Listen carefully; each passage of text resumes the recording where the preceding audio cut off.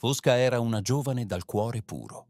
Viveva in una città piena di voci, mercati, profumi di spezie e suoni di passi sulle pietre. Era figlia di una famiglia importante, ma dentro di sé sentiva un fuoco diverso, una luce che nessuno nella sua casa poteva capire. Ogni sera, nel silenzio, parlava con Maura, la donna che l'aveva cresciuta. Maura aveva occhi pieni di saggezza, mani forti e voce gentile. Le raccontava di un amore più grande di tutto, di un cammino fatto di speranza. Fosca ascoltava con meraviglia, sentendo quel richiamo farsi sempre più forte. Un giorno, quando il sole brillava alto nel cielo, la ragazza si avvicinò a Maura con il cuore che batteva veloce. «Io voglio seguire quel cammino», sussurrò. Maura sorrise e le strinse le mani. Non c'era paura in loro, solo una pace profonda. Così, una notte, sotto la luce pallida della luna, raggiunsero un luogo nascosto. L'acqua scivolò sulla fronte di Fosca, avvolgendola in una nuova vita. Il cuore le batteva forte, sentiva di appartenere a qualcosa di eterno. Ma quella scelta portò dolore. Quando la famiglia scoprì tutto, le parole divennero frecce, gli sguardi pesanti come pietre. «Rinuncia», le dissero. «Pensa alla tua vita, alla tua casa, al futuro che abbiamo scelto per te». Fosca tremò, ma non vacillò.